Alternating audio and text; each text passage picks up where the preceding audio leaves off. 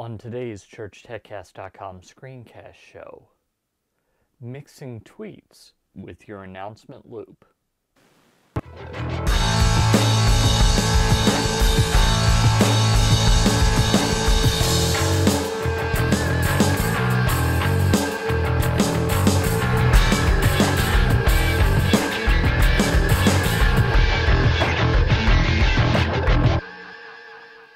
Hi, and welcome again to another episode of the ChurchTechCast.com Screencast show.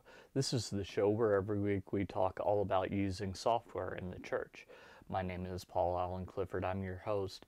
I'd love for you to ask your questions. In fact, the idea for today's show came from a question, so just leave that below the video, or you can always drop me a line, paul@trinitydigitalmedia.com, or Paul Allen Cliff on Twitter, PaulAlanclif.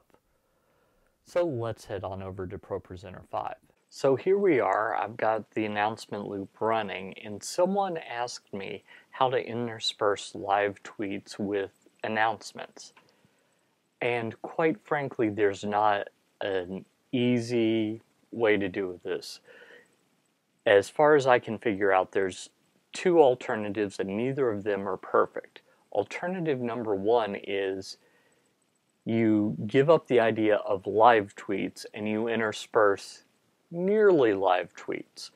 And so what you would do here is you would have a slide that's deactivated that is set for a tweet, and as you get the tweet, you would copy it and paste it into that slide and occasionally show that in your loop. Less than ideal. But you would have to have everything set up where it's just a copy and paste. So make it as easy as possible so that you can do that as quickly as possible. Won't be exactly live.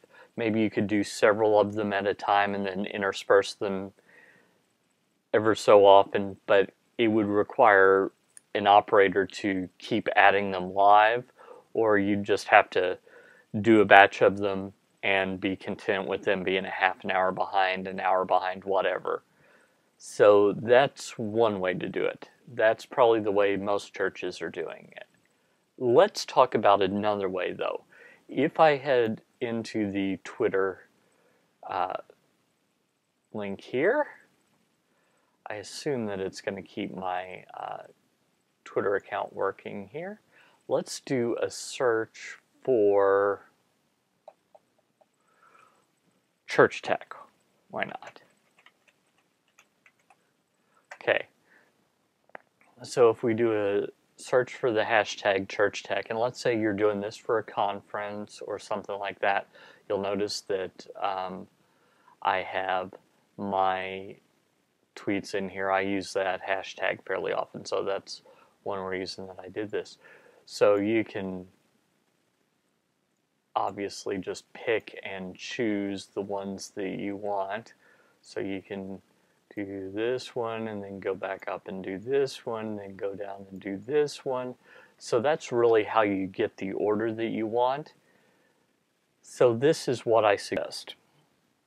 I suggest that for a conference, you tweet announcements with the same hashtag. And then as you're adding them, you add them in the order that you want to have them. So you don't auto-approve necessarily. I don't think auto-approve is really what you want in case someone happens to notice your hashtag is trending in your area and they try and hijack it or something like that. But let's say that this tweet for me is the announcement, and these are just regular tweets from other people. Now, because I've got this going, I can go ahead and start that up. The template I have here isn't very good. I've been playing with stuff trying to make it work. So that's less than ideal, but you get the point that you can have these things up here where it automatically advances and adds them live. And let's say you see a new one, oh, I'll just add that one in. That's It's less than ideal, but right now that's my best idea. So if you have another idea, don't hesitate to leave it in the comments below. Another idea I had was to create a template without a background. Didn't seem to work. I also thought, well, maybe I can like go back and forth. Seemed very obvious that I was going back and forth. So for example, like if I hit pause here and go down here and click on this, see how it cuts to black and then fades up?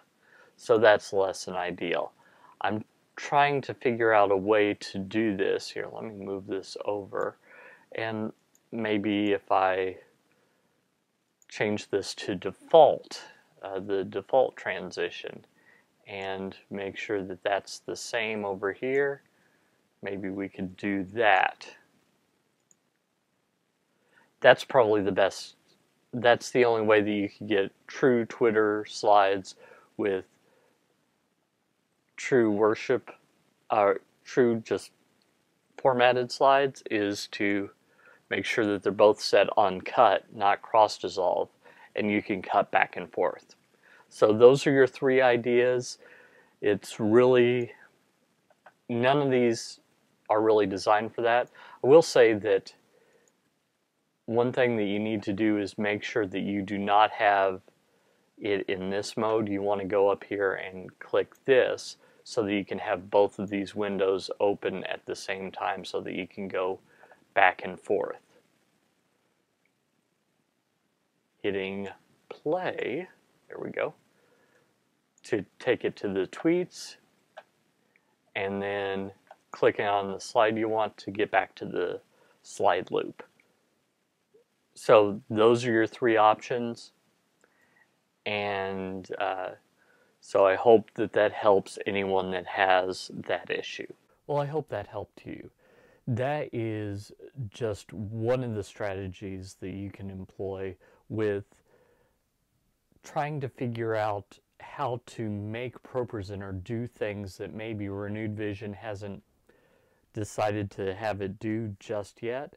You just have to think, well, I hate to use the term, but you have to think out of the box. You have to think, okay, I know what it's supposed to do, but what it can do, and then go from there.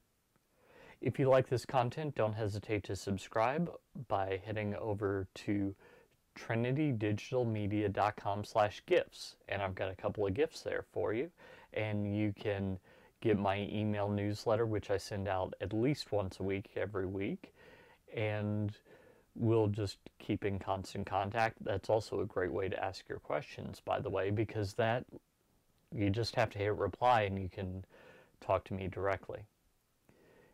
Until next time, this is Paul Allen Clifford with trinitydigitalmedia.com. Go out and change eternity.